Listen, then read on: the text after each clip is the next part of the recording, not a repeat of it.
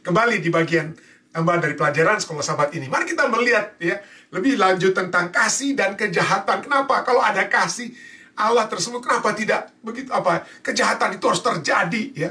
Terjadi kepada umat manusia. Nah, tadi malam ada satu pertanyaan yang ditanyakan oleh saudari Joy.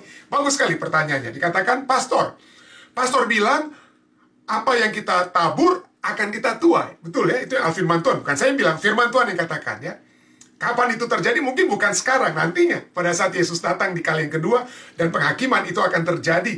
Ya, penghukuman dan penghakiman terjadi kepada orang-orang yang jahat ya. Tapi Allah sudah katakan, kita akan menabur apa yang kita tuai. Tapi kenapa dikatakan? Tapi kenapa? Kadang-kadang kalau orang yang sudah kita tolong, dan apa yang terjadi dengan orang kita bantu tersebut, dia jahatin kita. Dia memberikan kejahatan, gantinya kebaikan kepada kita. Kenapa orang itu bahkan kelihatannya malah semakin sukses. Bahkan sampai dia meninggal sekalipun, sepertinya enak-enak saja hidupnya ya. Saat ini, sampai dia meninggal, itu enaknya. Atau, pertanyaan ini, atau istilahnya yang mereka suka bilang itu karmanya itu kenapa nggak bisa kita lihat, kita yang rindu ya, kita rindu untuk dapat melihat orang itu kena batunya ya. Kenapa ini kok sepertinya nggak kena batunya ini ya? Seakan-akan pertanyaan seperti begitu ya. Apa kita tidak diperkenankan Tuhan untuk melihat orang itu menderita, menuai apa yang dia sendiri sudah tabur ya? Tentu saja itu akan ada satu kesukaan kita kalau bisa kita lihat ya orang-orang yang buat jahat ini kena batunya gitu ya, kena mendapatkan masalah. Tapi ini satu pertanyaan yang sangat sah. Saya tidak mengecilkan pertanyaan ini. Saya sangat menghargai ada pertanyaan seperti ini, karena ini seringkali ini perasaan kita umat manusia ya. Tuhan, kalau bisa orang itu kena lah dia batunya supaya dia tobat sedikit lah begitu ya. Orang tersebut dapat tobat sedikit. Tapi inilah ya, jadi poinnya adalah kita seringkali melakukan hal yang baik, tapi kok kita yang kena batunya? Ya, orang yang berbuat jahat kepada kita, kok tidak kena batu, kena roti mereka ya? Makan seperti enak aja hidup mereka. Saya pernah menulis, beberapa tahun lalu, saya sempat singgung sedikit tentang Rabbi Harold Kushner. Ya.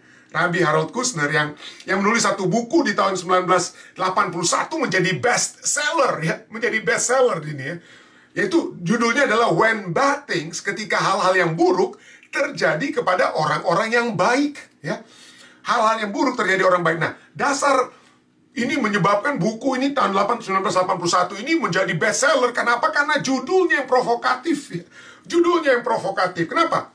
Karena asumsi kita yang kita maui, yang kita pikirkan bahwa asumsi kita adalah bahwa hal buruk akan terjadi hanya pada umumnya kepada orang buruk atau orang yang jahat. Jadi hanya bad things will happen to bad people. Itu memang karmanya ya, dia kena karmanya. Atau hal baik terjadi kepada orang baik. Nah, itu yang seharusnya yang logikanya itu hal yang baik. Kalau kita menabur yang baik, tentunya kita akan menerima yang apa ya? Kita akan terima yang baik. Jadi hal baik itu yang terjadi kepada orang baik. Nah, kadang-kadang hal baik dapat terjadi. Hal baik dapat terjadi kadang-kadang kepada orang yang buruk, orang yang jahat. Oke, kita masih terima. Tetapi yang kita tidak dapat terima ini. Hal yang buruk terjadi kepada orang yang baik. Ya. Kita hidup dalam satu dunia di zaman sekarang ini di mana kita ada reward for reinforcement, ada upah dari segala sesuatu yang kita buat. Kalau kita buat yang baik, upahnya baik. Kita buat buruk, dari sejak kecil kita semua tahu. Kalau kita baik, upah kita baik. Kalau kita berbuat keburukan, upah kita juga apa? Buruk. Ya. Jadi nggak betul kalau orang baik mendapatkan sesuatu hal yang apa? Yang buruk. Tapi inilah yang terjadi ya. Pada saat sang rabi ini, Harold Kushner, dia menulis karena anaknya yang bernama Aaron ya, masih kecil tapi menderita penyakit langka namanya progeria, di mana anaknya masih kecil itu semakin apa? Anak-anak genit ada penyakit langka yang menyebabkan penuaan dini. Anak kecil tapi dia bukan bertambah umur per tahun tapi per hari sampai kelihatan jadi seorang orang tua. Jadi kenapa sampai anaknya harus menderita seperti itu? Anaknya baik sekali. Rabbi Harold Kushner katakan, anak saya ini baik sekali, tapi kenapa anak yang baik ini mengalami hal yang buruk? Harusnya hal buruk hanya kepada orang buruk. Tidak terjadi kepada orang baik. Jadi ada unsur ketidakadilan yang kita rasakan kalau sampai kita orang baik, kok kita dijahati. Orang yang kita baiki, orang baik itu gantinya membalas kebaikan kita, justru membalas kejahatan kepada kita. Dan dia dapat seakan-akan hidupnya enak-enak terus. Ya. Hidupnya enak-enak terus. Ada ketidakadilan di sini kita pikirkan ya. Saat orang baik mengalami hal yang buruk, orang yang baik seharusnya mengalami hal yang baik. Tetapi inilah keadaan, kenyataan, saudara. Ini adalah satu kenyataan, dan ini adalah satu kenyataan yang terjadi di dalam Alkitab. Kita pernah menyinggung poin ini ya, bagaimana pada suatu saat ya, 2 Samuel 11 ayat 1 katakan, pada pergantian tahun, pada waktu raja-raja biasanya maju berperang, maka Daud menyuruh Yoab, panglimanya, maju bersama orang-orangnya dan seluruh orang Israel. Sedangkan Daud sendirian tinggal di Yerusalem. Padahal ini, ayat ini katakan, pada waktu raja-raja biasanya maju berperang. Dia raja, tapi dia tidak maju berperang, tapi dia tinggal di mana? Dia tinggal di Yerusalem, ya. Di pergantian tahun biasanya raja-raja itu berperang, ya. Kenapa itu? Kalau bahasa Inggrisnya digunakan bukan pada pergantian tahun, tapi in the springtime. Pada musim apa? Pada musim semi. Musim semi itu sesudah musim salju, sebelum musim panas ya. Spring ya. Musim semi itu tidak dingin lagi dan belum panas, dan itulah sebabnya raja-raja suka berperang. Paling tepat untuk berperang itu di musim spring ya, sebelum ada panen, karena sibuk mereka mau panen. Jadi ada gentleman agreement di antara para raja untuk berperang di musim apa? Di musim semi gitu ya. Dan mereka semua berperang. Biasanya selalu Daud itu ikut berperang, dia jadi contoh. Tapi kali ini dia bukan menjadi contoh yang baik untuk masyarakat atau bangsa Israel, tapi justru kita tahu apa yang akan terjadi nanti ya. Bukan contoh yang baik. Dan itu ya, ayat 2 Samuel 11 ayat 2 kemudian katakan, pada waktu petang, ketika Daud bangun dari tempat pembaringannya, lalu berjalan-jalan di atas soto istana, di atas atap istana. Ingat, kita sudah bahas, istana itu atau perumahan-perumahan zaman dahulu bukan seperti kita ya, lancip itu, tapi tempat di atas itulah tempat orang untuk beristirahat dan lain sebagainya ya. Pada saat dia bangun dari tempat pembaringannya lalu berjalan-jalan di atas soto istana, tampak kepadanya dari atas soto itu seorang perempuan sedang mandi. Perempuan itu sangat elok elok rupanya ya. Elok rupanya. Istana raja itu selalu berada di tempat yang lebih tinggi daripada rumah-rumah lainnya untuk segi keamanan ya. Rumah raja atau istana raja itu kalau di bawah ya gampang dilempari batu, panahnya itu gampang lebih kencang menuju yang ke bawah. Tadi dia selalu pada paling di atas ya, di atas bukit. Yerusalem saja sudah berbukit-bukit, apalagi istana raja itu mesti paling atas untuk segi security ya. Dan ini dia bangun petang. Petang itu waktu orang biasanya udah mau mandi, tapi Raja Daud baru tidur. Baru bangun dari apa? Bangun dari tempat pembaringan, dari tidur dia. Ya, jadi semalaman dia sudah nggak tahu dia bikin apa malam-malam, tapi dia tidur sampai petang, sampai sore. Nah, di zaman dahulu sampai sekarang kalau Anda pergi di Ethiopia, orang umumnya tidak mandi di pagi hari. Kenapa? Karena airnya dingin, saudara ya. Airnya dingin. Jadi orang mandi itu di sore hari ya. Kalau di rumah kami, mahasiswa-mahasiswa yang kami sekolahkan yang tinggal di tempat kami, mereka ambil dulu embernya ya, taruh dulu di bawah matahari sepanjang hari supaya air dingin itu jadi hangat. Baru sore itu baru mereka mandi di air tersebut, saudara. Jadi petang itu adalah waktu untuk apa? Petang untuk mandi. Jadi dia berada di atas soto ya, di atas soto istana tempat, dan dia tampak dari atas soto itu seorang perempuan sedang mandi. Perempuan itu sangat elok rupanya. Perempuan itu sangat elok rupanya. Jadi coba kita lihat, tampak kepadanya ya. Jadi dia bangun ya, tampak kepadanya, dia melihat dari atas soto rumah itu apa? Perempuan yang sedang mandi, yang sangat elok. Nah, Raja Daud itu bukan kekurangan istri, saudara. Ada 6 pada saat itu. Dia sudah memiliki 6 istri. Kalau Anda membaca dari 2 Samuel 3, 2-5, dia sudah memiliki 6 istri, saudara. Dia bisa melihat salah satu dari istri-istrinya itu. Tapi saat ini, itulah ya, hati-hati pada saat kita, orang Manado bilang, tidak ada hambak, nggak ada kerjaan ya. Kita mungkin ada kerjaan, tapi kita lagi mau malas-malasan, atau mau santai-santai gitu ya. Hati-hati, kenapa? Karena seperti Charles Spurgeon katakan, the idle man tempts the devil to tempt him. Ya, seorang pengkhotbah Amerika Charles Spurgeon dikatakan orang yang malas itu menggoda iblis untuk menggoda mereka. Jadi hati-hati, jangan sampai ada waktu ruang yang kosong sampai iblis akhirnya mengganggu atau menggoda kita. Anyway, kita tahu sedikit kisahnya. Bagaimana lalu Daud menyuruh orang bertanya tentang perempuan itu, dan orang berkata, "Oh, itu Batsheba." Nah, orang yang dikasih tahu ini yang memberitahu Raja Daud itu Batsheba, dia sebenarnya kalau dia bilang saya itu adalah Batsheba, titik, cukup. Tapi orang ini seakan-akan memberikan peringatan kepada Raja Daud, ya. Penjelasannya itu sangat lengkap. Itu adalah Batsheba binti Elam. Batsheba anaknya Eliam, dan istri daripada Uria. Batsheba itu anaknya Eliam, istrinya Uria.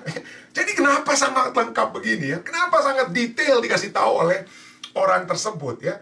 Padahal dia cuma menyuruh bertanya tentang perempuan itu, ya, siapa dia itu saja mungkin, ya. Tapi jawaban ini seperti seakan-akan menjadi satu warning, ya. Pada saat orang suruhan itu, kemungkinan, ya, kalau kita lihat komposisinya ada beberapa orang disuruh, satu yang memberanikan diri untuk jawab, itu Batsheba binti Eliam, istri Uria orang Het itu. Sangat lengkap. Itu kemungkinan merupakan bisikan Roh Kudus yang coba untuk diberikan kepada Raja Daud. Jangan macam-macam nih dengan Batsheba. Jangan macam-macam. Kenapa? Kalau kita membaca siapa itu Eliam, siapa itu Uria, mereka adalah bagian dari 37 orang yang merupakan pasukan Kopassusnya Daud, pasukan khususnya Daud, atau bodyguard pribadi daripada Raja Daud itu sendiri. Inilah dalam 2 Samuel 23 ayat 8, ayat 34, 39, summary dari nama-nama para pahlawan Daud dikatakan, ayat 8, inilah nama para pahlawan yang mengiringi Daud. Ayat 34 bicara tentang Eliam, anak daripada Ahitofel orang Gilo, dan Uria orang Het, dan semuanya jumlah pahlawan itu adalah 37 orang. Nah, lebih menarik lagi di sini dikatakan Eliam ini, ya, bapak daripada Batsheba yang bernama Eliam. Eliam itu adalah anaknya Ahitofel. Jadi Ahitofel itu adalah kakeknya Batsheba. Nah, kenapa Ahitofel itu harus disebutkan? Karena Ahitofel itu adalah penasehat Daud, penasehat pribadi Daud. Misalnya dalam 2 Samuel 15 ayat 12, Daud memanggil pada saat ada pemberontakan Absalom, ya. Disuruhlah datang Ahitofel orang Gilo, dari Gilo, ya. Penasehat Daud yang dari Gilo. Jadi ini keluarga yang sangat dikenal oleh Daud. Batsheba itu anak daripada Ahitofel, penasehat Daud. Kemungkinan waktu masih kecil, Batsheba itu sering-sering datang-datang juga, main-main di tempatnya Daud waktu masih anak kecil, gitu, ya.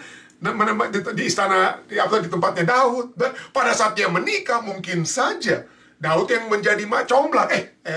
Uria, kamu ini kan belum kawin. Gimana kamu kawin dengan ini anaknya Eliam ini, ya? Cucunya si Ahitofel. Kemungkinan, ya, itu kita cuma bisa berangan-angan, ya.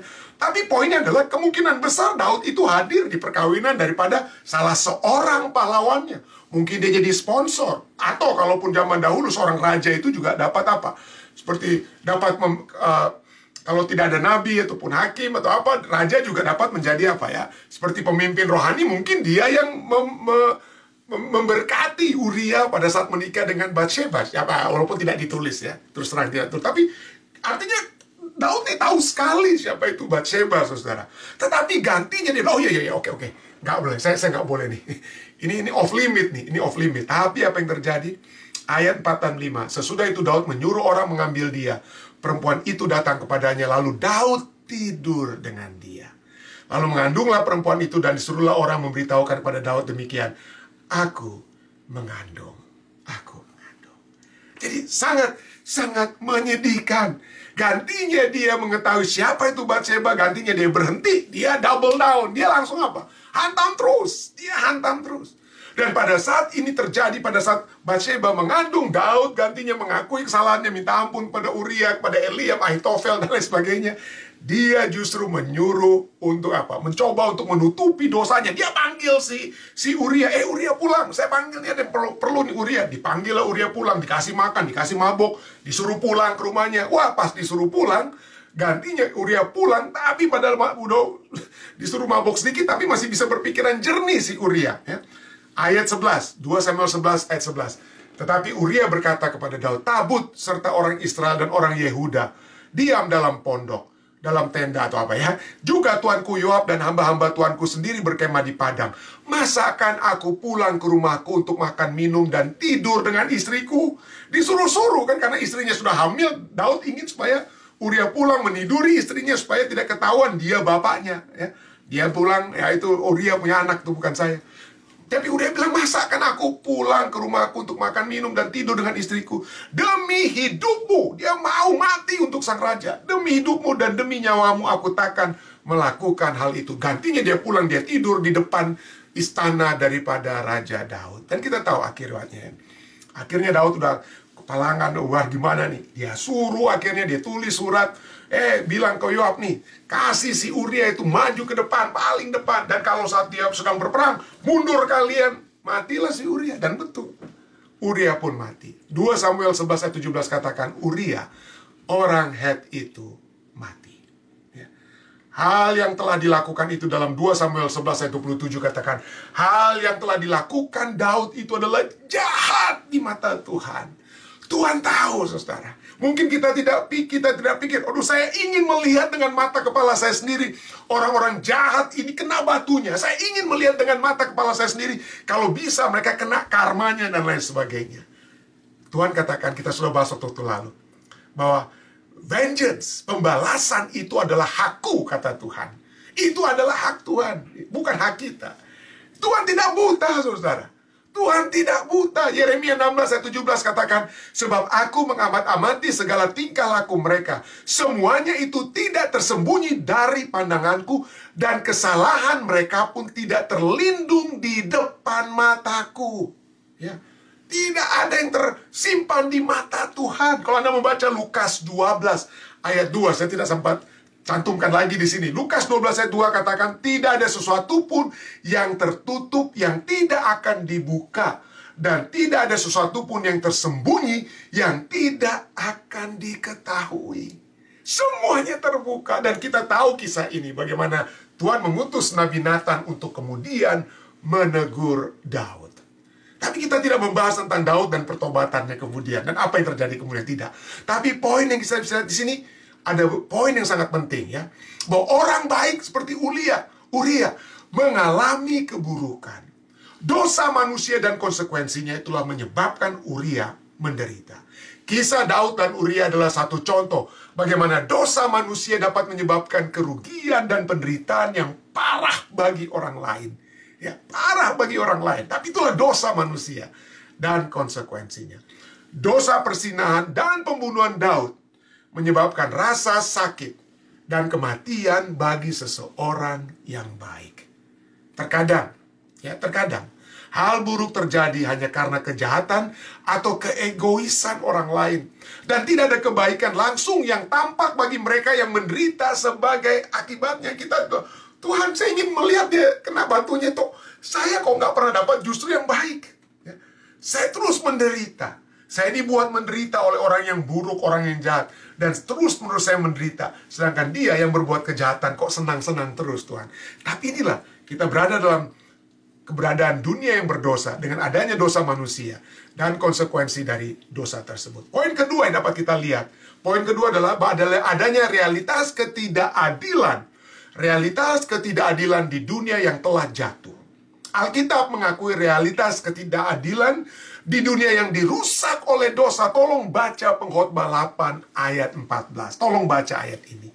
Pengkhotbah 8 ayat 14 katakan, ada suatu kesia-siaan yang terjadi di atas bumi. Ada orang-orang benar yang menerima ganjaran yang layak untuk perbuatan orang fasik. Orang benar menerima apa? Keburukan daripada orang jahat. Dan orang-orang fasik yang menerima pahala yang layak untuk perbuatan orang benar. Kita orang benar, tapi kok menerima akibat kejahatan dari orang jahat. Sedangkan orang jahat menerima pahala daripada kebaikan orang baik, orang yang benar. Jadi inilah keadilan, realitas keadilan di dunia yang telah jatuh ya. Terkadang hidup itu tidak adil. Dan orang yang tidak bersalah dapat menderita tanpa kebaikan yang nyata darinya, dari kehidupan tersebut. Setidaknya dalam jangka pendek. Dalam jangka pendek, tidak akan terus-menerus ya. Tuhan tahu, Tuhan tidak tertutup matanya. Tuhan tidak buta. Dia mengetahui segala sesuatu. Dan kita harus mengakui adanya misteri penderitaan. Poin ketiga, kita harus melihat adanya misteri daripada penderitaan itu sendiri. Ada kalanya kita tidak dapat melihat atau memahami tujuan di balik penderitaan atau ketidakadilan tertentu. Kita tidak bisa mengetahui. Adalah satu misteri ya. Kematian Uria adalah salah satu contohnya. Dari sudut pandang manusia, tidak ada kebaikan yang terlihat bagi Uria. Tidak ada kebaikan. Dia tidak menerima upah kebaikan. Dia orang Het, tapi dia berkorban untuk menyelamatkan raja orang Yahudi yang harusnya dia nggak ada hubungan apa-apa. Tapi dia rela untuk menjadi serdadu pahlawan daripada Raja Daud. Dia ganti agamanya. Dia ganti agamanya menjadi agama Yahudi. Dan boleh dikatakan demikian ya. Dia mengikuti semua yang baik dan benar. Tapi justru dia mengalami kejahatan. Dan dia tidak menerima upah kejahatan selama dia hidup. Kenapa sampai dia mati itu? Upah daripada apa? Dia tidak melihat upah kejahatan Raja Daud ya, atau kebaikan untuknya ya, tidak dilihat. Namun pelajaran kita katakan, namun Alkitab menegaskan bahwa Tuhan melihat dan peduli pada orang yang tidak bersalah, dan suatu hari nanti akan memperbaiki segala sesuatu. Ada penghukuman bagi mereka. Dalam Wahyu 21 ayat 4 dikatakan, Tuhan berjanji bahwa suatu hari nanti dia akan menghapus segala air mata dari mata mereka, dan bahwa kematian dan penderitaan tidak akan ada lagi. Ayat inti kita ya, Wahyu 21 ayat 4. Tadi penulis Harold Kushner, kemudian pada akhirnya dia katakan, setelah dia membahas bukunya, kesimpulannya adalah, salah satu kesimpulannya dikatakan adalah hasil bukan penyebab dari rasa sakit yang membuat beberapa pengalaman rasa sakit menjadi bermakna, dan yang lainnya hampa dan merusak. Jadi poinnya begini, artinya kalau saudara dan saya mengalami rasa sakit ya, rasa sakit ya yang terjadi kepada kita, yang kita alami ya, yang menjadi poin utama adalah apa yang terjadi, reaksi kita terhadap rasa sakit tersebut ya. Bukan pada saat kita disakiti. Kita bisa disakiti, betul kita sakit. Tapi setelah kita disakiti, setelah kita menderita, apa reaksi kita? Reaksi kita itulah yang memberikan hasil. Hasil yang bagaimana? Apakah rasa sakit itu menjadi satu hal yang baik, yang bermakna bagi kita? Atau rasa sakit itu yang kemudian kita apa? Reaksi kita menyebabkan kita justru menjadi hampa dan menjadi rusak oleh pengalaman yang menyakitkan tersebut. Poinnya adalah, mari kita dikatakan ya, Harold Kushner katakan, mari kita belajar untuk apa? Menyadari bahwa ketidakadilan terjadi dalam dunia ini. Dunia ini penuh dengan dosa ya. Tapi bagaimana kita tetap memiliki reaksi terhadap kesengsaraan kita, itu yang memberikan makna yang terbaik. Dan itu yang dikatakan oleh Rasul Paulus kembali dalam Roma 5 ayat 3 dan 4. Dalam Roma 5 ayat 3 dan 4 Rasul Paulus katakan, dan bukan hanya itu saja, kita malah bermegah, kita senang bahkan ya, membanggakan dalam kesengsaraan kita. Karena kita tahu bahwa kesengsaraan itu menimbulkan ketekunan, dan ketekunan menimbulkan tahan uji, dan tahan uji menimbulkan pengharapan. Saya berdoa, kiranya kita semua dengan pertolongan surga, dengan kekuatan surga, kalau kita mendapatkan kesengsaraan saat ini, biarlah itu tidak membawa kita untuk menjadi orang yang getir, orang yang menjadi hancur. Tapi biarlah kita belajar untuk tetap berserah, berpegang pada tangan Tuhan, tetap memiliki kekuatan dalam firman Tuhan, tuntunan firman Tuhan yang mengatakan bahwa kesengsaraan kita hanyalah sementara, bahwa orang-orang yang berbuat kejahatan, Tuhan akan membalaskan perbuatan mereka, bukan kita. Tapi kita tetap kuat, tetap percaya di dalam Tuhan. Dan itulah yang memberikan pengharapan kepada kita. Saya bawa ini dalam nama Yesus. Amin. Baik.